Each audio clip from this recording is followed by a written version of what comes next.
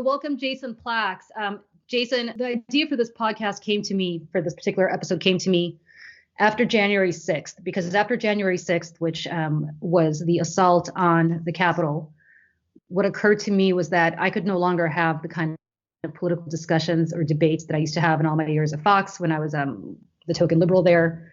And I would debate, I think in good faith, with a lot of conservatives on air, because this no longer was a political discussion to me. I didn't have the educational background in psychiatry or psychology to debate people who, despite all empirical data and despite all evidence, continued to believe that either Antifa or some liberal strain was behind these attacks on the Capitol, or that people were asking for it and deserved it, or that the election was stolen despite just the very concrete data that was presented by both Republicans and Democrats in places like Pennsylvania and Georgia, that the election obviously was not stolen. And so Emily and I had been talking about this for a long time, and I've been talking about it to other people as well. And I said, this requires somebody with a background in psychology, because I don't have that, and I don't know how to talk to these people. So I thought about you, because you and I have known each other for so many years. We met, I guess 30 years ago or so, when you were at Princeton, and you,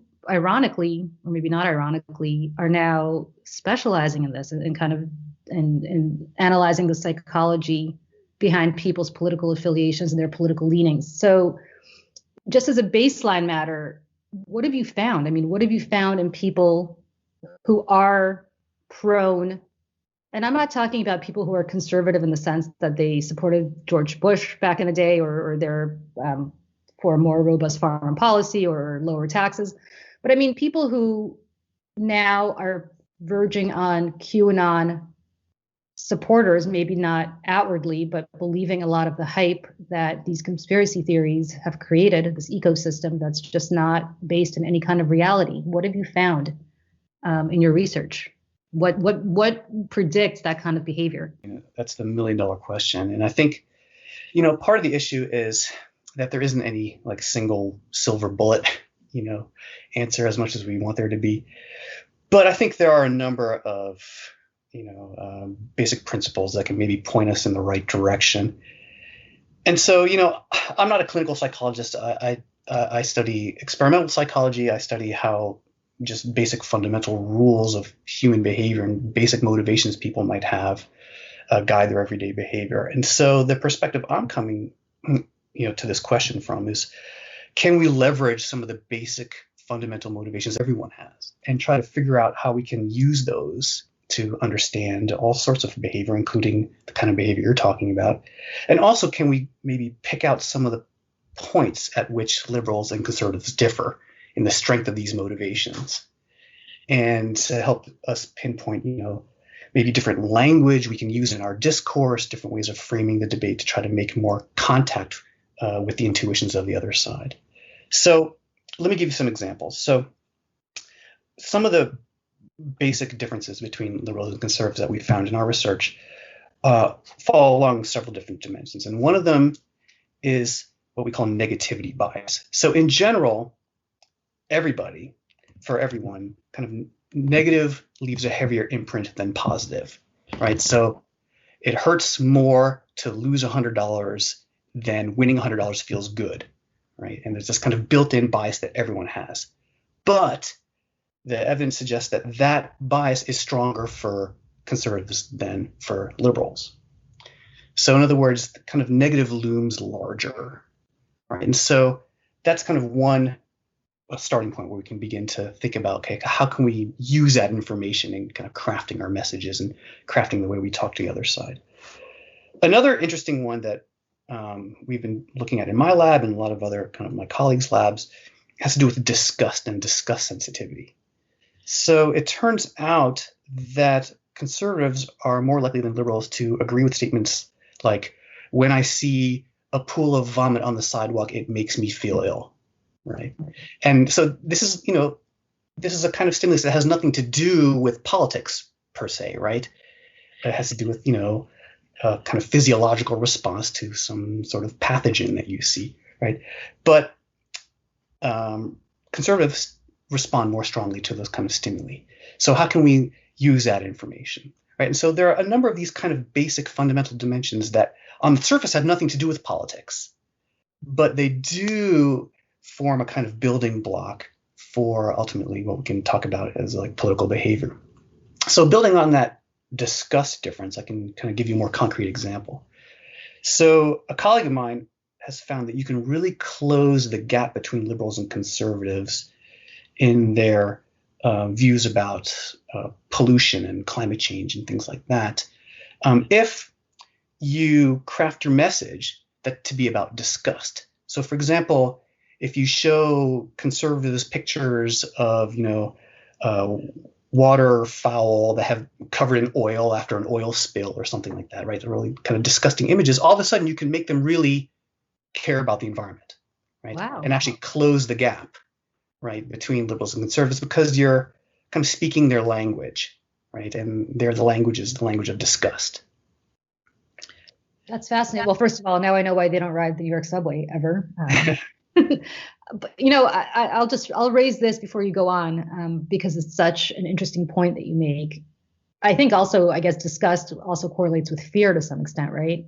That if you fear an outcome almost prophylactically, that tends to make you more conservative, at least. Is that accurate or not really? Yeah, well, one of the kind of links that we've also found in our lab is between disgust and a desire for order, right? And so I remember this, from my days living in New York as a grad student, that I had a better chance of spotting the cockroaches in my kitchen if I kept my kitchen kind of in an orderly, tidy, state, right?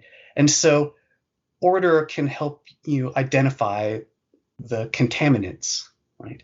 And so we move beyond the literal to kind of the more metaphorical. If you have an orderly society, then it helps you identify, the people who don't belong in the society, right? And so there's this kind of link between the two that you see in a lot of the literature. Does that correlate is that a direct correlation that you could find between that and racial bias to some extent? For example, if I live in a pretty homogenous neighborhood, and it's a white homogenous neighborhood, and then a black family moves in, is that something that you find that conservatives have more of a reaction to because primarily that desire for order and consistency, or is that not a correlation that you could really make? There is some evidence of that, but there's even stronger evidence for being anti-immigration, right? That's where you're really bringing in outsiders into the pristine world you've created, right? Right. That's interesting. Emily and I've talked about this, and I'm jump in, but Emily and I have talked about this incident that I had probably 10 or 15 years ago, which has just stuck with me because it's such a fascinating glimpse into the mind of somebody who's conservative versus me, who's obviously not.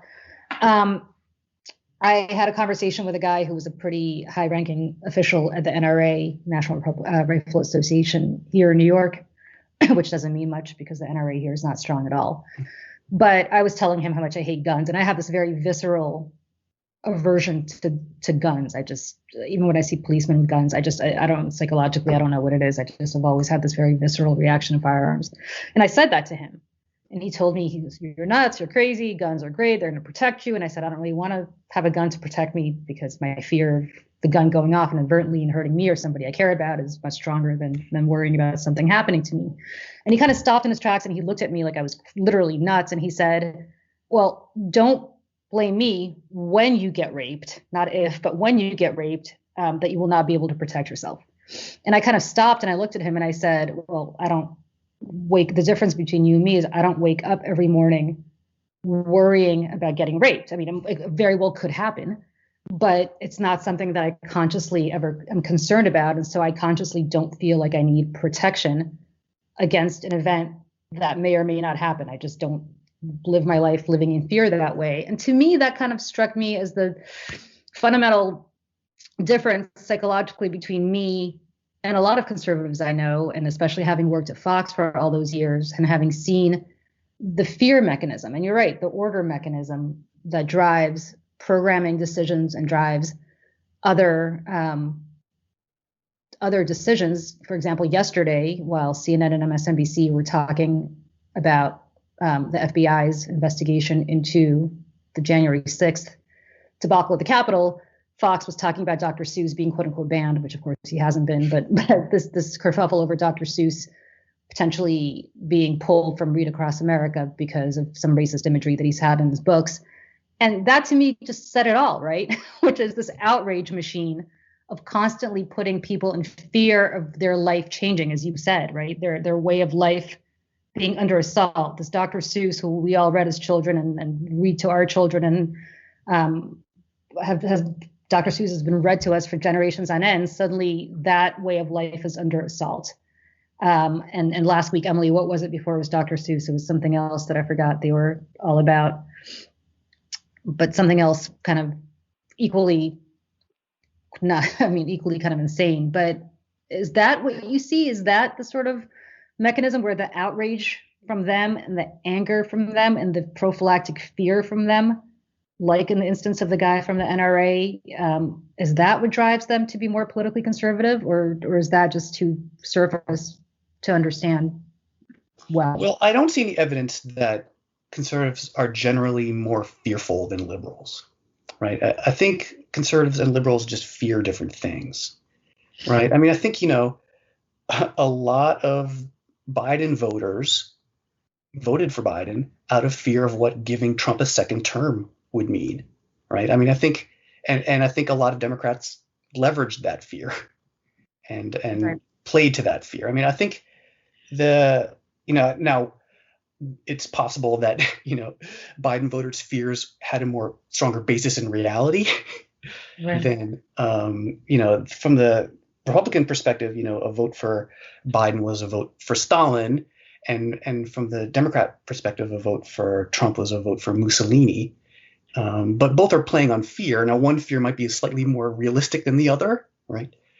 But they're both using fear. So I don't think it's really about differences in fear. And the evidence doesn't really support that either. It's more about the kinds of things that they fear. But you don't think it's a motivation? Fear is not the motivation that motivates one political party or political affiliation more than another? I think, that's a really good question. But I think really it's more about some of these other kinds of emotional states. And motivations like a desire for order, like disgust sensitivity, like anger. But fear just doesn't have, maybe because fear is too difficult to measure, maybe because fear, you have to ask the toward what question, right? Fear of what?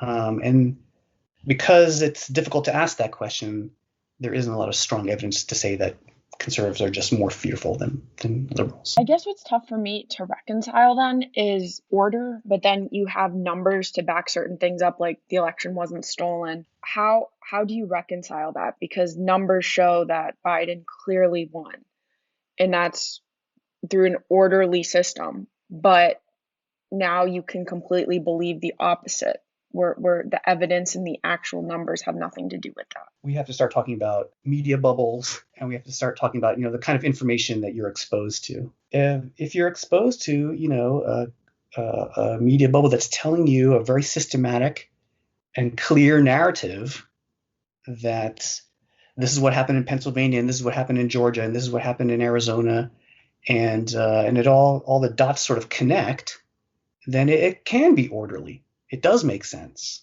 right? It is a clear narrative. It's maybe incorrect, but they have no way of knowing that it's incorrect if you're only exposing yourself to certain information.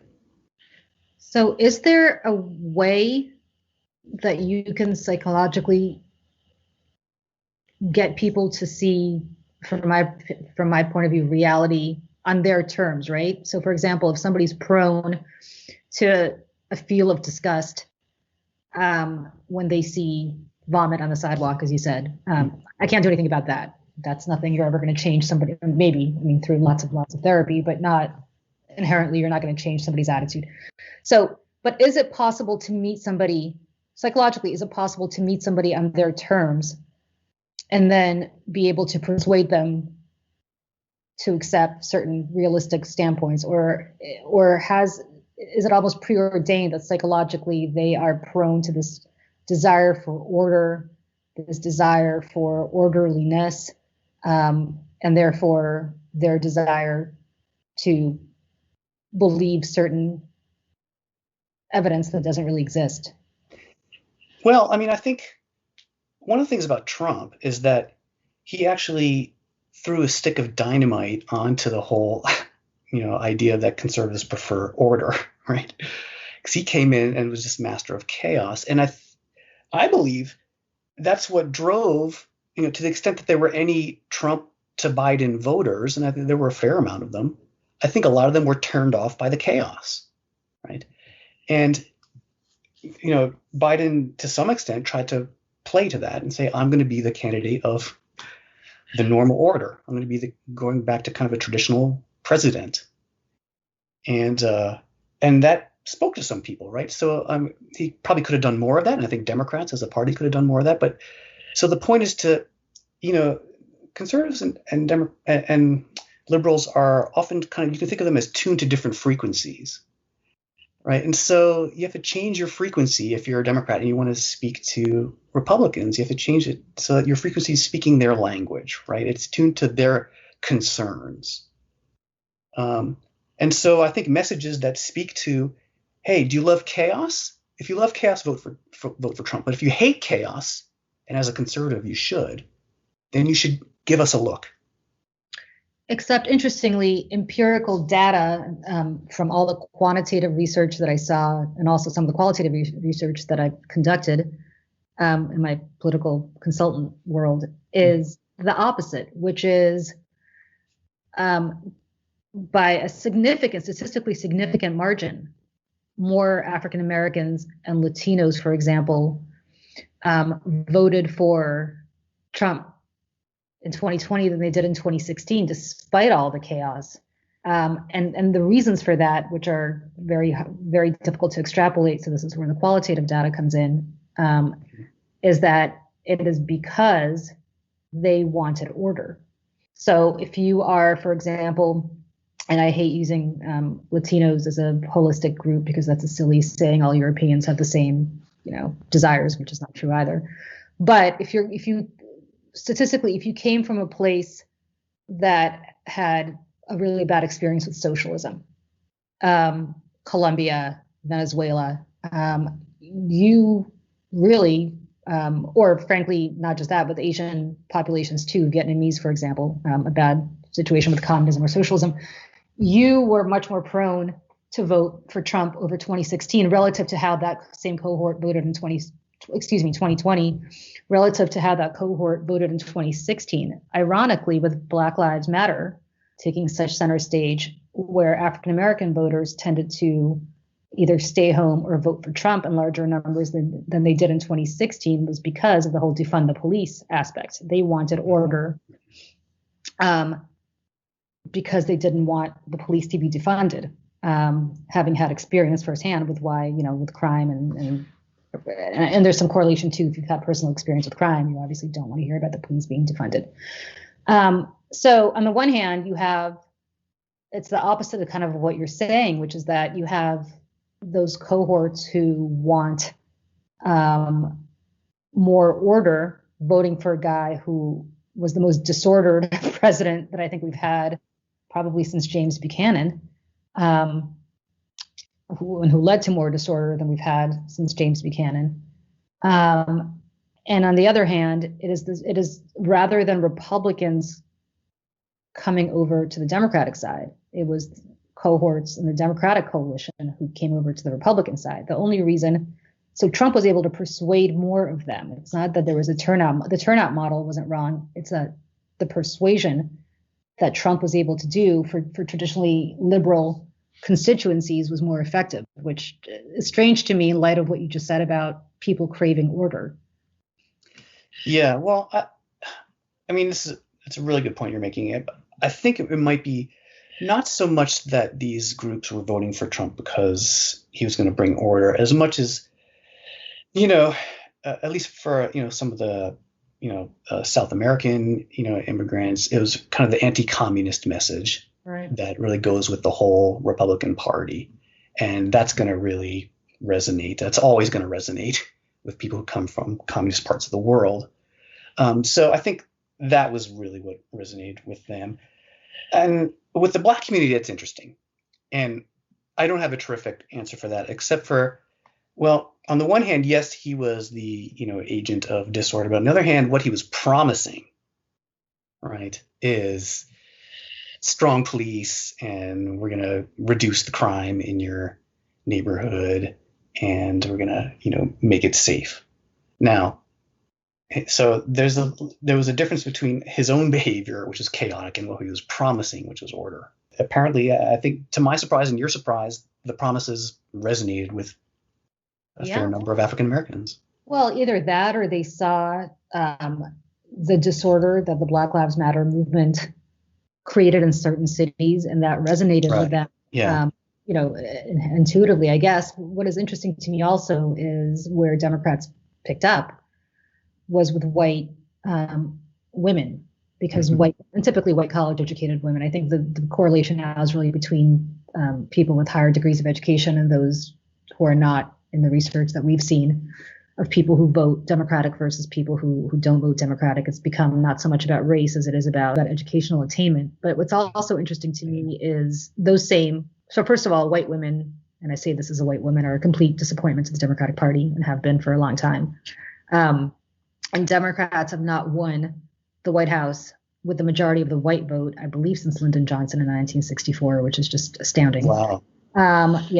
It is all the more interesting to me, based on everything that you said about a desire for orderliness and a level of disgust that leads people more towards voting for somebody like Trump, and maybe not just Republicans, but Trump specifically, something that he was able to tap into that should be a concern and a red flag to me for the Democratic Party, because white women tended to vote Democratic in ways that they didn't before because of their disgust with Trump. But now that Trump is gone, and probably will not be running again, they may revert back to their traditional voting Republican.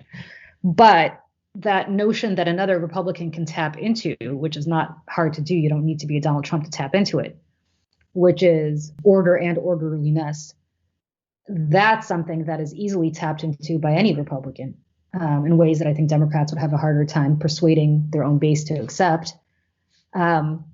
A true sense of the word conservative, right? That's easier said than done. And that, to me, taps really into a lot of people who used to be considered a part of the Democratic base, which is voters of color, whether it is people from Venezuela or Colombia or Vietnam, Asians and Latinos who are more up for grabs now than they were before. And also certainly African-American men also, which is really frightening to me. So that's an interesting analysis that you have, where if I'm a Republican, I listen very carefully to what you say.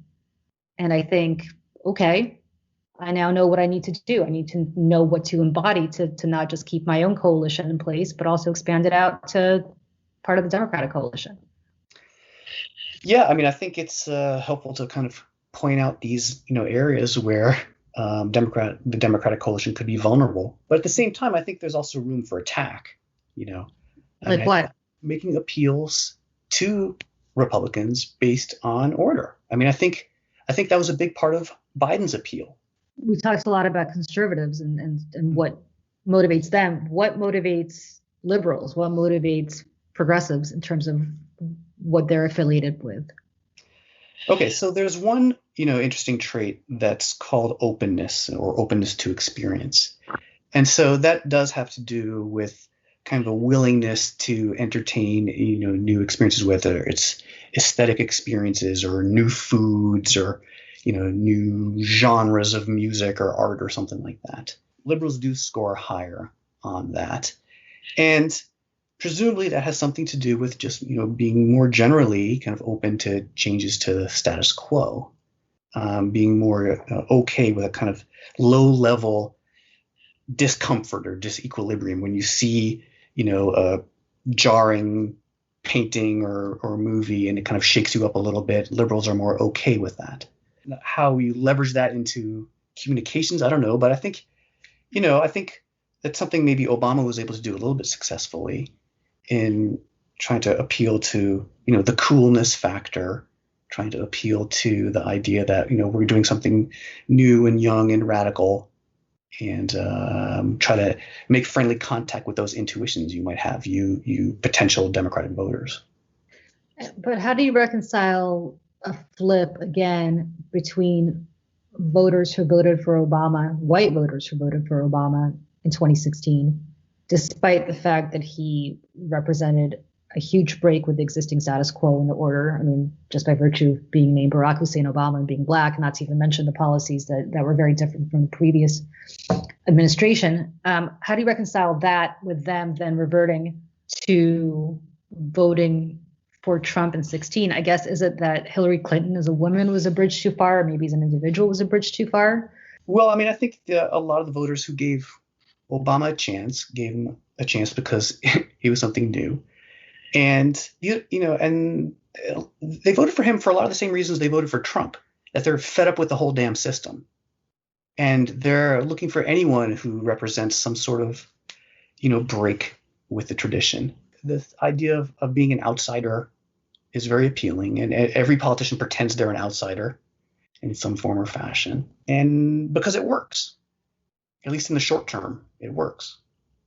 Again, I guess I'm having a hard time wrapping my mind. Emily, I don't know if you can, if you could understand this better than I can, but I have a hard time wrapping my mind around people who are, on the one hand, looking for order, and on the other hand, looking for a disruptor to that order. Is it disruptor as much as like maintaining the status quo and keeping power? It's whoever, I guess, can do that the most effectively. Order in a way where you're maintaining power. But like we saw at the, July or January 6th that, okay, so the whole idea of law and order is kind of bull in a lot of cases. I think to Julie's confusion for me, I just, because that's not law and order, that was chaos. But so many Republicans are still behind that because it kept a certain status quo in order. Often, you'll hear the expression, you need to break eggs to make an omelet. So the idea is like, we're willing to, suffer a period of disorder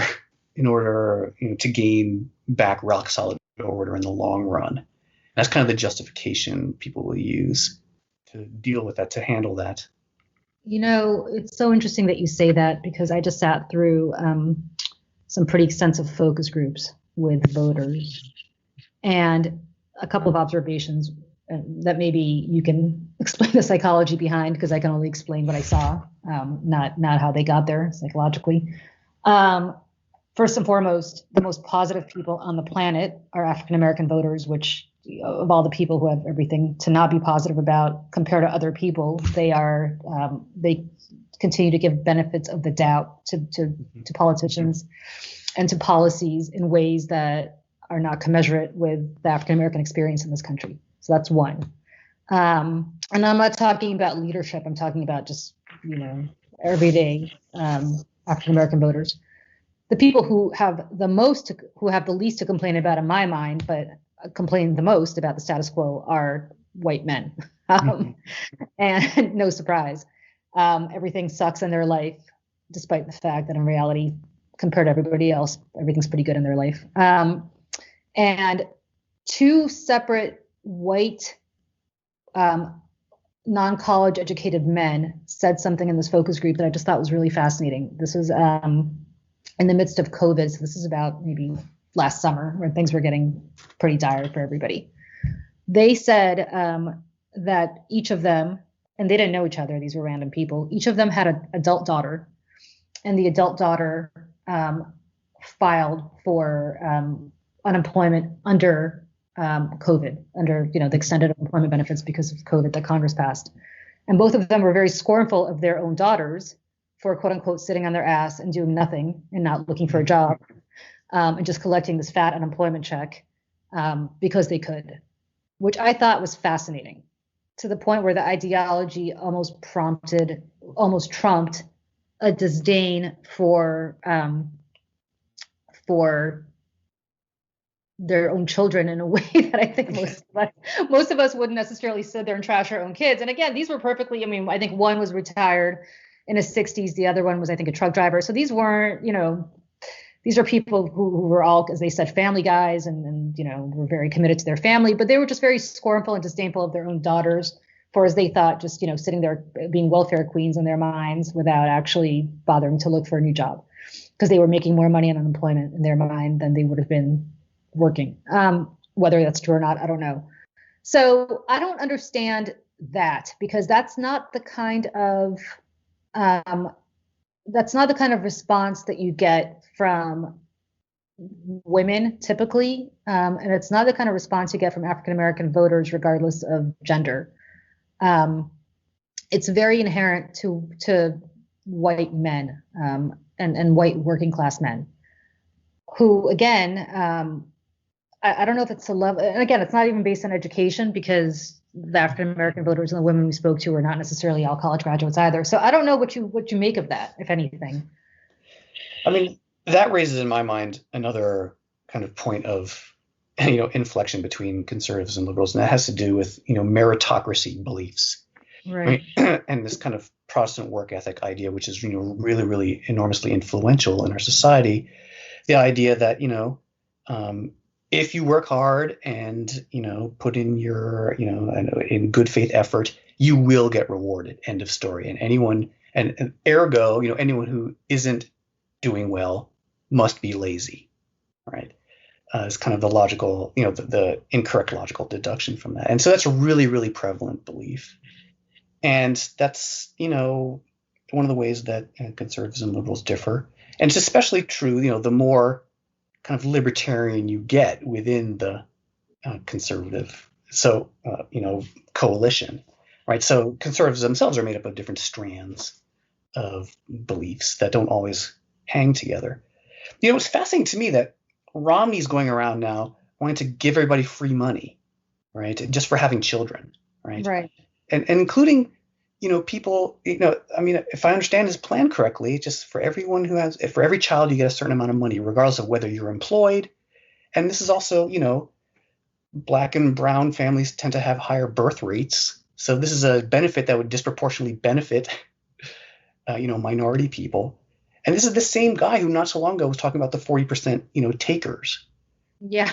Well, that's why I'm curious if there are truly any. Look, we can give him the benefit of the doubt and say that he's evolved, or you could be a little bit more cynical and say that there really is not much ideology to Mitt Romney, the same guy who supported Romney Care, which was Obamacare before Barack Obama ever showed up, only to disavow his own plan.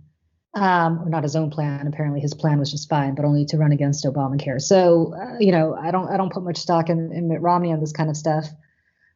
This is also the same Mitt Romney that for some reason decided to curry favor with Trump by asking him for a job back in 2016, right. Or whatever. Yeah, I'm not, ascribing any noble, deals to him. I think it's more like he senses a yearning out there. He knows which way the wind is blowing. He senses a yearning for something that, people on the left would call, basic income.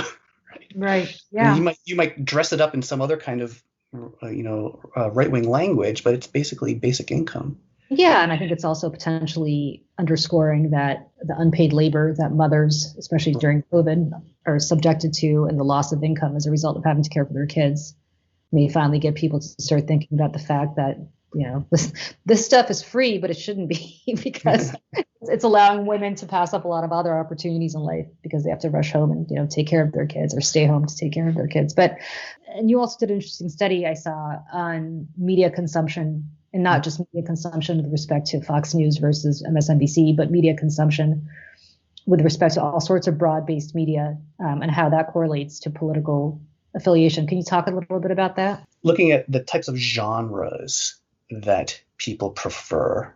And so looking beyond the actual content of political content, we're looking at like broader genres. So for example, do you prefer action movies and spy thrillers, or do you prefer soap operas, or do you prefer, edgy alternative music, or, do you prefer, and so there's a whole list of different genres of art forms, both in television, movie, music, books. And it turns out what you can do is you can divide conservatives into three types. And this is something that we've empirically done. And so the three types that the labels we call the libertarian independence people, right? So that's kind of the more libertarian strain. Another type is the religious traditionalists, and the third type is the ethnic separatists. Right? And it turns out there's only a moderate correlation among those three groups. And each group has their own kind of independent ability to predict all sorts of interesting outcomes, including who you're going to vote for. Really? Yeah. So for example, the religious traditionalism dimension didn't predict preferring Trump over Clinton. It was the other two, the libertarian and the ethnic separatism. So speak to that, though, because obviously the first thing that occurs to people is that evangelicals went for Trump. Yeah. More So that was surprising to us. And I think it's because although the evangelicals are, very well organized and very loud and very, prominent in the political discourse, their actual numbers compared to the entire set of religious people in the United States, you talk about all the other denominations of Christianity, almost every other denomination is to the left of evangelicals, including Catholics, right? And then not to mention all the other religions, who all usually, by and large, wind up to the left of evangelicals. And so if you take the entire set of religious people in the United States, you're going to get this kind of wash, because the evangelicals probably aren't even the majority of them. Interesting, because at the same time, I would think that white working class Catholics, I think if you walk into a Catholic church these days, what you see typically are older, more maybe, I don't know about working class, but certainly older voters. And so you'd assume that they are more prone to voting Republican. But I guess if Catholicism is the biggest or one of the biggest denominations in the country, you're saying that's not necessarily true. Well, what are the data with Biden? I mean, did they vote against the Catholic? It's I mean, I don't know holistically whether they voted against the Catholic, but I wouldn't be surprised, or if it was very close, I have to check that. That's a good question. Well, first of all, you have to define Catholic. You have to define church-going Catholic. And same thing with Judaism, right? Like, I am a secular Jew as it gets. I still identify as a Jew, but it's not like I, have set foot in a synagogue in the last, X number of years. So that's interesting. But so what you're saying is the racial resentment, which is how I would describe it, has a much larger correlation to where you are. Yeah. And also, the strongest one was the libertarian dimension, the kind of hands-off, get the government off my back dimension was actually the strongest predictor of voting for Trump. And that was a surprise to us too, but that it would be the strongest. We expected it would be something, but we didn't expect it to be the number one predictor. And this applied to both men and women who scored strongly on this dimension. So it's so fascinating, because say what you will about Donald Trump, and I've had this big problem with the Democratic Party for a long time because I think our messaging is all over the place. But taking everything you said, it's almost like Trump looked at your research and said, I know what I have to do. Seriously, because the two things that he ran on were racial resentment, which is what, despite how much they want to deny it, is exactly what built the wall and immigration, and Mexico doesn't send their best, and all the other not so coded dog whistles that he engaged in from the day he came down that escalator. And the other is deregulation. Stop with the overreach, regulation. And it's fascinating because he put into practice everything that you found in your research. Yeah, I mean, and it's actually remarkable how rarely the word abortion was spoken in up to the run to the 2020 election, and in 2016 also, right? I mean, it was just not a central issue. It was again in that dog whistle way, which is Democrats. I have Ann Coulter, going back to probably 2008, when I had this conversation with her in the green room. I forgot when, but it went back probably to either Obama's first election. It might have even been John Kerry. I think it was John Kerry in 2004. And she said, I don't give a damn about anything else. I just care about the Supreme Court. Mm-hmm. And Republicans and conservatives focused in the Supreme Court in crazy ways, not crazy, in very smart ways, I should say, that liberals just never had. And lo and behold, look what you have now. And that impetus for that, abortion doesn't need to be mentioned, because that desire for a conservative majority on the court began with Roe versus Wade, began in 1973. And that's the word. You don't need to mention abortion to a conservative crowd. You just need to talk about appointing strict constructionist constitutionalist judges to the court. Everybody in the Republican coalition knows what that means. Right. It's all about abortion, and it's all about Roe versus Wade. And I often wonder, and I had a friend, I have a friend, not had a friend, I have a very good friend whose parents are evangelicals. And he said to me point blank, my parents are probably more aligned with Democrats on most issues, but they will never vote for a Democrat as long as Roe versus Wade is the law of the land, because they want a Supreme Court that's going to overturn it. And I often wonder if Roe versus Wade had never happened, whether Democrats would have been more electorally successful. I'm very happy it happened. But from a purely electoral standpoint, how much that has damaged Democrats and motivated Republicans, again, because of the Supreme Court and the desire for an overturn of Roe versus Wade. Yeah. I mean, what's been fascinating to me is like why, attitudes on abortion have been so stuck in place for 50 years, whereas for other kind of social issues, there's been massive change. So you think of like, same-sex marriage, as late as, 2006, 2008, Republicans were putting in like referendums into like state, elections to try to drive up vote, right, to vote against same-sex marriage. And now that would be unthinkable today. So in a short period of time, there's been a massive change to the left on that issue, which is, you'd think on the surface is related. It's like a religious issue, biblical issue. But I know why. I know the answer. It's twofold. One is abortion is secretive for the most part. People don't talk about it. And I think there's been a very positive rise in celebrities and others saying, hey, I had an abortion, because it destigmatizes it. But typically abortion is something that nobody talks about getting. And so as a result, people don't think they know people who've gotten abortions, even though I think the statistics is like, 1 out of 3 women, or I forgot what the numbers are, but it's chances are, many people who've had abortions. So conversely, gay marriage is something where, as people felt more comfortable coming out of the closet, suddenly it was your brother, it was your father, it was your best friend, it was somebody. Right, Emily? I mean, don't you think, because you've obviously fit into that, don't you think that it's become much more destigmatized to come out of the closet now than it was 10 or 15 years ago? Right. I really do.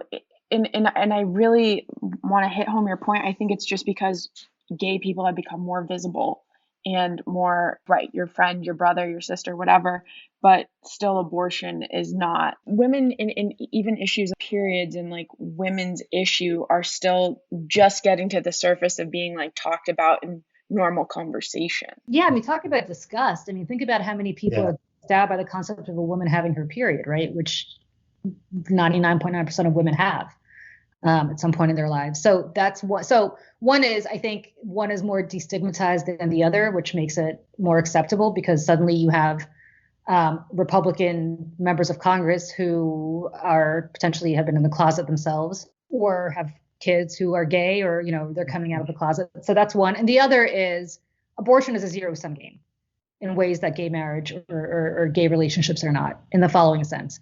If you believe abortion is murder, it is morally incumbent on you to stop it. In the same way that if I saw a murder being committed on the street, it would be morally incumbent on me to stop that murder from happening. And so I think if you believe that no matter the circumstances for the life of the child, and how that, as they call a child, we would call it fetus, but if that fetus were fertilized and it's a child, it's a living thing now, then how could you possibly kill a baby? And there's no gray area around it. What I'm always confused about, and I respect that, by the way, if you believe abortion is murder, of course you want to stop it. What I don't respect is, except in cases of rape and incest, because if it's a living thing, then don't punish it for being conceived in rape or incest. Mm-hmm. But that's neither here nor there. So I think that's why I don't want to go down the abortion rabbit hole here, but I think that's the difference between something like gay marriage, which I remember in 2004 was literally the thing that won George Bush, Ohio, and therefore the election. And it turned out that the architect of that, besides Karl Rove, was the Republican National Committee chairman, who then came out as gay. And there was a move in all New York City clubs for gay men not to sleep with him to punish him for that, but that's also down that rabbit hole. I just happen to know him, so I remember when this whole movement was happening, where they decided to deny him sex in retaliation for what he did to the gay community. Yeah, so there is like a social psychological concept that you're speaking to that's called pluralistic ignorance. And the idea there is that, people have a misperception of what the norm is. So the example I always tell to my students is, when a professor asks everyone in the lecture hall, any questions? And there's like chirping, crickets chirping, and a coyote howls in the distance. It's like total silence, right? And meanwhile, many of the students do have questions, but each individual thinks they're the only one who doesn't get it, right? And they're looking around and think, well, no one else seems to have any questions, so I'm going to keep quiet, right? And this is, scaled out to the entire classroom. And so no one asks a question. The professor thinks he's done a brilliant job of teaching, and then everyone gets the question wrong on the test, right? Right. And so it's a similar kind of thing here, because there's a misperception of the norm because of this silence.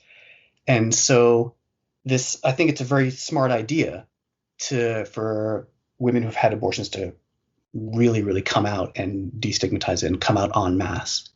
Right. Yeah. I mean, you're absolutely right. I just think, again, the opprobrium you get for doing it, I think, is so awful. I went to my freshman year in college. I don't know if I ever said this to you, Emily. And Jason, I don't know if I ever told you this because you knew me back then. Like my first semester of freshman year in college, I get to Boston. I'm all progressive. I decide I'm going to, change the world. And I decide to team up with a bunch of other people, and we take a bus that was being organized by somebody down to a counter rally that was taking place in front of an abortion clinic in Providence, Rhode Island. So on the one side of the street, you have all these women protesting against the pro-life or the anti-choice movement that is protesting on the other side of the street. And they've got priests, saying the rosary and the Hail Mary for all the lives that have been taken in this abortion clinic. And then you've got all the women who are protesting at them, like, it's our body, we want to do what we want. And then suddenly Queer Nation shows up, which I don't think is Emily, Queer Nation still a thing? Have you ever heard of Queer Nation? Not that I know of. Okay. I feel like I've heard about most, but I don't. Yeah. Yeah. Well, back in my day, Queer Nation, I think, was this what they would consider this very radical lesbian. Maybe I'm completely misconstruing it, and if I am, I'm sorry. But they show up and they start screaming at these priests, like insanely, keep your rosaries off my ovaries. And at that point, I said, I think I'm done here. And the reason I said I think I'm done here is because it was obvious to me that they were being completely disrespectful of these priests who truly believed they were stopping murder, at the same time that the priests were obviously making women who were at that moment trying to make their way through to get an abortion, which is, I've never had one, but I would assume is probably one of the most traumatic things that can happen to you, regardless of what you think about being pro-life or pro-choice. Trying to make these women who are literally going through an awful experience, making them feel awful and making them feel like they're baby killers and trying to put a whole guilt trip on them. And I kind of, the whole thing was so toxic to me from both sides that I said, I just don't want to deal anymore. And I left, which maybe was the wrong thing. But, this abortion conversation kind of gets me back to the original point of this discussion, which is, I don't know that we can ever agree on it. The only thing we could ever agree on is that we probably could work together to have less unwanted pregnancies that would lead to an abortion. But then again, the same people who oppose abortion also oppose things like IUDs and other birth control in some cases. So I don't know that we ever can speak the same language on abortion any more than we can on what happened on January 6th, right? Doesn't that bring us back to the original point we were talking about?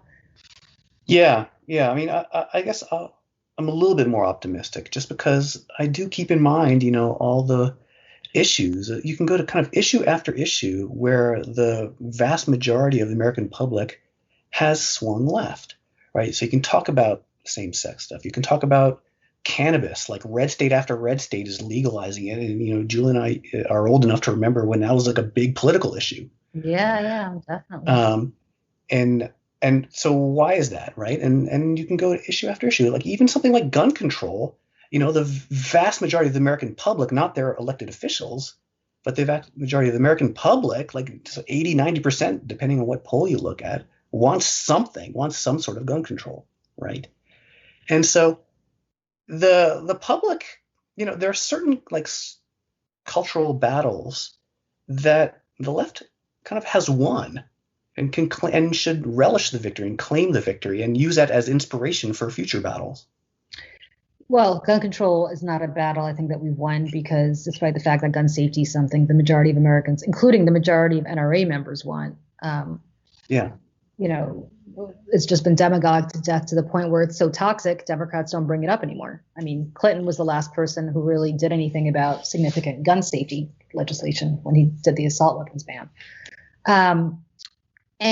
But what's interesting to me is I feel like there's and this is again a very psychologically kind of oriented question. I feel like there's a massive paradigm shifting from when you and I were growing up and what it meant to be, or even the last, until Trump came along, where what it meant to be a Democrat versus a Republican, or a conservative versus a liberal. And a lot of it was hinged on social issues. A lot of it was hinged on economic issues, whether fiscal policy or even foreign policy. What it wasn't hinged on was, as you said, and maybe it was the undercurrent was always there, but it wasn't as apparent, racial resentment. Mm-hmm.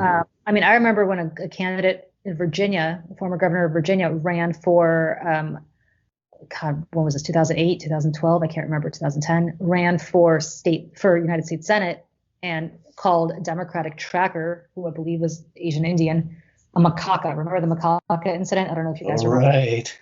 And that guy got ridden off the stage by his own party. I mean, his own party was like, this guy is atrocious. We have to get away from him. How dare he use racial terminology like this? How do you go from that to Donald Trump, other than he has exactly tapped into the id of what makes a conservative, as you said, racial resentment, a desire for law and order, which demonizes the other, which is the other, somebody who obviously doesn't look like you.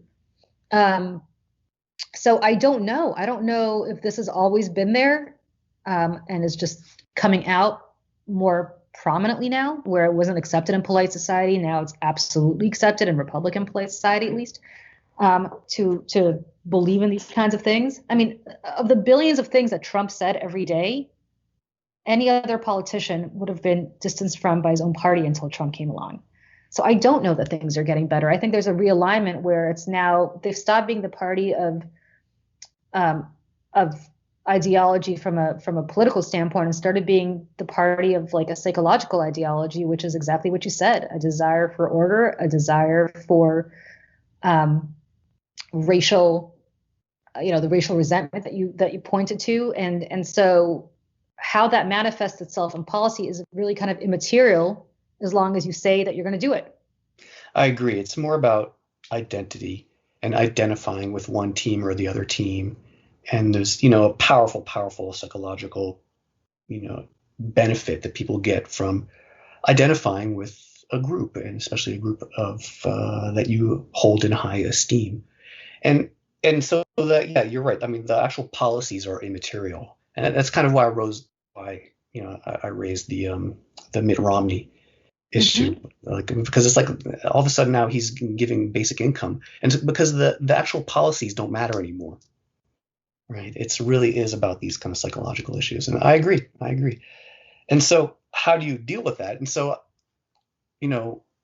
obviously we can't put 74 million people into decades of therapy, right? And I don't think we're talking about a clinical diagnosis. I mean, I think what we want to talk about is how can we use what we know about the basic motivations people have to kind of craft messages that do make friendly contact with people's intuitions, and make people, on both sides feel like the other side, well, we do share some intuitions.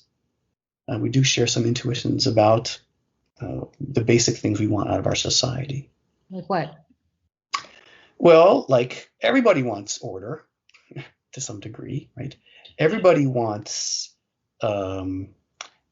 basic functioning government. Everyone wants to have an equal or like a fair shot at economic advancement, right? And everyone agrees with that. I'm not so sure about that. I mean, I might differ with you on that. I don't know. From my experience, I think, well, let's look at affirmative action, right? Which one might argue will give everybody a more equal playing field. So, and I'll use, you went to Princeton, which is obviously a very hard school to get into, right? And the numbers of people who said to Michelle Obama, oh, you only got into Princeton because of affirmative action. I mean, the woman, by all accounts, was a brilliant student, but nevertheless, Michelle Obama, in their eyes, only got into Princeton because of her race. And so there's an opposition to affirmative action because they feel like the playing field has been leveled for the wrong people in their mind. That it's their white kids, for example, who are not getting into these elite schools because some less deserving black kid is taking their spot. Or you see and what's interesting about that, again, if you look at research, you have liberals who absolutely believe in affirmative action as a concept, except when it comes to their own kids, right? If it's my white kid who's not going to get into Princeton because some minority kid took his or her spot, then suddenly maybe I'm not for affirmative action as much. Mm-hmm. And so I don't know that people believe in an equal shot at the American dream. Well, the weird thing about college, though, is that it's both an outcome and an opportunity, right? So conservatives construe it as an outcome, and they don't want equality of outcomes. They want equality of opportunities, right? So it's like we're not going to just like treat it as like the result of the goal that you're getting to. Then we can't assume that everyone's equal at that level. But liberals think that no, college is an opportunity, right? It's an opportunity for advancement, and right. So that's the trouble with college. It's got elements of both, especially the fancy prestigious schools. Yeah, well, that's true, and more people are thinking of college as the opportunity, not necessarily for a good education, because the reality is you could probably get a fairly equally good education, depending on what you make of it at any state school as you would at some elite Ivy. It's more about connections. It's more as an entree point to building a social circle that will then help you advance professionally, right? I think it's also just like a signal, a marker that like we won as a family. We won. We got our daughter into Harvard. We won. Yeah. And it's this outcome, I get to put the sticker on the back of my station wagon, Well, and it's true. If you look at the Lori Loughlin, that whole situation, yeah. Emily, you're much more aware of these people than I am. But all these celebrities who got their kids into USC, which apparently was the place to get into if you lived in LA,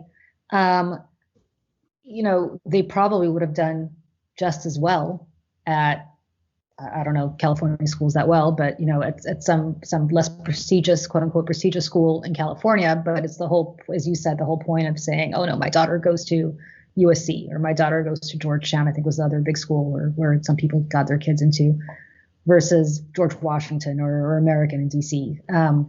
So it becomes a prestigious status symbol. It's the same as having a Gucci bag or whatever, right? But is that the case is that more of a liberal kind of mindset, or is that across the board? That's a good question. Yeah. I feel like that's across the board. Because I mean, at the, so at the elite Ivy schools, I feel like you get more liberal people, but the fact that they can say I went to Harvard is something that, makes them is a defining quality of that person. But that's, yes, and that's true. And I mean, the joke I always, Emily, the joke you and I always have, and Jason, your brother went to Harvard, so tell me if this is true. But the joke that Emily and I always have is if somebody went to Harvard, it's like the first thing they tell you about themselves. I don't care if they're 50 years old. They'll be like, "Hi, my name is John, and I went to Harvard." But they'll do it euphemistically. They'll say, "Yes, I Yeah, went to school out in Cambridge, outside of Boston." yeah. Where'd you go to school? Oh, a little school in Cambridge. And whenever they've done that, and every time they say that, I'm like, MIT, and they get all pissed off. No, Harvard. but but it's true. And by the way, I don't see that because Emily, you went to Brown and Jason, you went to Princeton, which are both incredible schools. I don't see that with either of those schools. It's just Harvard or Yale for that matter. It's just, hi, my name is so-and-so. Yeah, I went to Cambridge, a school in Cambridge, Massachusetts. But anyway, but I wonder, Emily, you say that it's not, but I don't know. It's very weird because I grew up obviously in a town where I was surrounded by people whose entire life was about getting their kids into these schools. But I also feel like there's among Roger Ailes used to, and here I have to be careful. I don't think I'm violating my NDA saying this because I think he said this publicly, but Roger Ailes would always tell me that if it were left to him and to his own devices, that he would hire somebody who went to Ohio State, which is where I think he went, or some school in Ohio, before he hired anybody from an Ivy League school, because those people had more common sense and they weren't brainwashed by the liberal, academic elite and yada, yada. And it's gotten to the point, and that's an interesting point. He would say that well before, Mitt Romney came along. And then here's Mitt Romney, who I believe went to both Harvard Law School and Harvard Business School, mocking Barack Obama for being a graduate of Columbia and Harvard, basically saying, oh, he lives in this pointy-head elitist world, where it's become almost like a badge of pride to beat up on Ivy League schools, whereas before, regardless of your political affiliation, parents would work relentlessly to try to get their kids to get into these schools. I mean, the whole point of pride of getting your kids into the best school possible. Now it's become a marker of some sort of liberal mindset that conservatives want to disassociate themselves with, including conservatives like Trump. I mean, Senator Kennedy from Louisiana, who does this whole all shucks, I'm a Southern guy, I believe was a Rhodes Scholar, and I think went to Harvard or some elite school, but always kind of looks down on this elite universe. And Cotton and Hawley and Cruz and like one after the next. Right? Cruz is very proud of his background. Didn't you go to school with Cruz? Yeah. You got to tell us some good Cruz stories one day. Yeah. My roommate was in student government, and so he crossed paths with him. Ted Cruz, who when he was at Harvard Law School would not be in a study group with anybody who didn't go to Harvard, Yale, or Princeton, apparently now is a man of the people, but which I love. But I think it's also, it's all very fascinating to me because it used to be that people would just automatically want their kids to get into the most elite institution possible. And now it's become, we don't want our kids going there. They're going to be brainwashed. They're going to be, and maybe, if you look at educational attainment, maybe they are brainwashed in college. Or I don't know what came first, right? The chicken or the egg, whether it's college, whether it's education that makes you more prone to being a liberal, or whether you are indoctrinated to some degree in college, potentially with liberal ideology. I don't know. All my professors, I was a international relations major for a while, and all my professors were huge Reagan fans who had all served in his administration. So I did not see any liberal brainwashing at good old Boston University, at least in my department. Quite the opposite. Oh yeah, they were all. That's really interesting. Yeah, it's something that we talk about a lot in my field, is that we do have too much of a liberal bias, and we need to figure out a way to correct that. Right. Because we are giving too much ammunition to the other side, and we need to also, it may be affecting the way we are interpreting our data. We may be looking at things through a biased lens. That's interesting. Any other questions? So Julie, now, after this conversation, will you be engaging with people who support Trump on Twitter? I don't think it's worth it anymore. I don't think I can change. I used to always say when I was a Fox all those years, and Emily, I would say to you, if I could change one person's viewpoint, it's worth it. And if I could and the beauty of Fox, when I was there, at least, I don't know how much it's changed now, is nobody ever told me what to say or not to say. Like I was able to speak my mind, which I don't think is necessarily the case for people who, you kind of always play to an audience of one, who's Roger Ailes. And obviously you knew that if you wanted to move up, you kind of, I think, intuitively understood what he wanted to hear. I knew my role there, so I could say what I wanted to say. But do I think there was probably some self-censorship from a lot of other anchors? Yes, I do.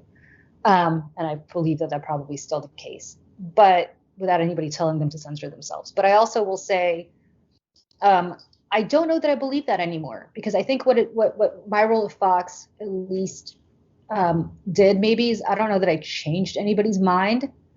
I think at best what I did was make them see that this is what a Democrat is, and we don't all have, horns in our head and little tails, because so many people don't have anything to do with other people who are not in their political cohort. Most people live among other like-minded people. I mean, I live in the Upper West Side of New York. I work in Democratic politics. If I don't want to see a Republican for 10 years, I don't have to, right? I mean, it's just where I live. And the same goes for people who live in Texas and live in, Oklahoma and Mississippi and other Republican areas. So I don't know if it's worth it. I honestly don't know if it's worth it, because I don't know that I can single-handedly convince somebody not to be grossed out when they see vomit on the street, as Jason said. I don't think, I just, I don't know that I have the ability to convince somebody that, as somebody who's a refugee myself, and Jason, I think your mom was as well, that people who come here are not coming here to game the system and to get, free driver's licenses at the Department of Motor Vehicles and to get their kids free tuition in college while everybody else has to wait online at the DMV or, pay exorbitant college tuition, which is a lot of what people think. It's just that people who are coming here out of desperation for a better life for themselves or their kids, and in some cases because they're afraid for their lives. I mean, look at what's happening down in South America right now, and why that's driving people to try to come here at great peril and great risk to their lives. I also find it fascinating that a lot of the same people whose families came here in the 1920s, who are of Italian descent or Irish descent, who got a tremendous amount of pushback and racism directed at them because they were Southern European Catholics or Irish, that no Irish need apply, and all the other horrible stuff that happened 100 years ago to white ethnic people who came here, are the very same people who now want to shut the door behind them to others. And every time you ask somebody that question, the answer is, well, that was then, things weren't that bad now. Things weren't that bad, they're really awful now. And the reality is they're not awful now, they're much more awful back then. There's much less of a social safety net. But you don't want to see it, right? And now it's Latinos, and after that, it's going to be somebody else, whether it's going to be Syrian refugees or God only knows the next cohort that's going to be fleeing for their lives. It's, I think we all know history well enough to know that Jews were turned away even after the rise of Adolf Hitler in the 1930s from this country. And a lot of them perished as a result of that. And so the same thing is happening now in Syria and other countries, and people don't want to come here, and people want to come here, and people want to keep them out. And what's history going to judge about that? And how many people we have left to be slaughtered because of that aspect of our policies. So I don't know. I mean, if anything, Jason, what you've told me reinforced to me, what you've told us is reinforced to me that this racial resentment and this desire for law and order, as they define it, makes it almost psychologically impossible for any one person to break through. Well, I think it makes it difficult, but I guess to take a few baby steps toward optimism. I mean, I think the idea is you're not trying to persuade a disgust sensitive person out of being disgust sensitive. Mm-hmm. What you're trying to do is maybe craft your message to this person so that it resonates with that frequency, right? And so I gave that example about the, closing the gap on environmental attitudes by speaking to disgust, right? And so I think there's, there are a few openings that are available for meaningful discourse to actually occur. So people aren't just totally talking past each other. So we can actually be tuned to the same frequency. And I think, it's going to be super difficult, and it's going to take decades to fix the damage that has been done over decades to reach this state, right? But I'm not ready to say it's hopeless because I think there are some psychological openings that we could exploit, right? Maybe exploit isn't the right word, but, to capitalize on, to take advantage of. Interesting. Yeah, I mean, I guess that's a good point, is that if you meet people from a messaging perspective where they are, as opposed to trying to change the paradigm altogether, that's probably a more effective way of doing it. Not probably. Right. And it's also kind of like acknowledging the person's, motivations as valid, right? I understand that you have this powerful, strong motivation, and I recognize it, and I'm going to try to speak to you in a language you understand. That's interesting. That's actually great advice, and something to consider as well. So thank you. Thank you so much for joining us. Thank you so much for this incredible chat. We would both love to have you back on because I have many more questions. I just don't know how many hours people can devote to this in their cars. But Anytime. Thank you. Julie, that was a fantastic conversation. I feel like I learned a lot during it, and while even you and Jason were talking, I found myself just completely into the conversation, and then my brain going on 8 different tangents. I think anybody's going to learn something from what we just listened and were a part of. Totally fascinating conversation. And you're right, we went down a bunch of interesting rabbit holes, I think, in a good way. I just think it's really fascinating to take the study of politics, which is what I do, or I guess the practice of politics, and juxtapose it to the study of the human psyche and what motivates people to act as they do politically. And it's not, what so many people in my profession do is quote unquote persuasion, where they try to persuade somebody. But to some extent, I don't know that we use psychiatric models or psychological models, I should say, to try to persuade people. And what Jason said is really interesting. I mean, on the environment, I thought that was such an interesting point where if you're grossed out by pollution because you're grossed out by dirt and disorder floating in the ocean, maybe you're more prone to thinking that the Exxon Valdez or the BP spill or any of these things are less acceptable, and you've got to be more pro-environmentalism. On the other hand, that leads to more regulation. How do you juxtapose that with the desire to deregulate everything, the desire to get government out of your lives, and the intrusion of government out of your lives? So I could see how somebody opposed to environmental regulations would be able to use that to say we want fewer regulations in our lives. So why are we worried about pollution? The government can't tell us whether to pollute or not. More people should have conversations like we had with Jason. More people in my business should have conversations with Jason. I also think Rush Limbaugh and Roger Ailes and all the people who sort of created the right-wing echo chamber inherently understood what Jason explained to us,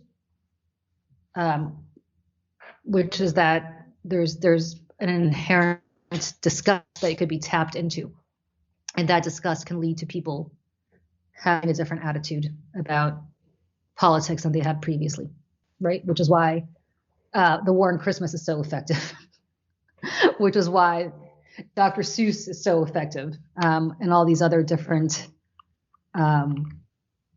conversations. I just think it's very fascinating. So what makes you salty today? Well, really the Cuomo stuff. It really made me very unhappy because it just also, I think, brought a lot of people out who were trying to belittle these women because they weren't physically attacked, without the understanding that it's all these like little issues that, because it leads to just, it's all part of institutional sexism at the end of the day. And the way you got to end that is to way to stop the little things and the big things. It needs to happen together. You can't just be like, physical assault is bad. And you know this better than I do, having been in this business, and you're actively fighting against it with Lift Our Voices. What made me salty about all this is the situational ethics. The MAGA crowd is all over Cuomo, and they should be. I'm all over Cuomo too, about this. But silence on Madison Cawthorn, silence on Ronnie Jackson. Remember Trump's White House doctor for Congress, who now apparently has this big tag on him for getting wasted and hitting on women and acting horribly while he was the White House doctor. Silence on all of that. Certainly silence on Trump. All the Trump accusers are liars, but all the Cuomo accusers are telling the truth. That's the part that's driving me insane. Like, be consistent. Right. Be consistent. If you support Cuomo, the women who if you support the women who are accusing Cuomo of impropriety than support the ones who are accusing your side of the aisle of impropriety too, and vice versa, by the way. I mean, the number of horrific tweets that Lindsey Boylan, who's the first Cuomo accuser, has gotten from liberals who are like, why are you doing this? This is awful. Andrew Cuomo saved all of us. That's the part that's driving me insane. And on that note, Em, I got to tell you, we've had this podcast go for 2 hours. I think people are probably ready to call it a day. So we're going to as well. Okay, till next time. Talk to you later. See ya. Bye. Bye.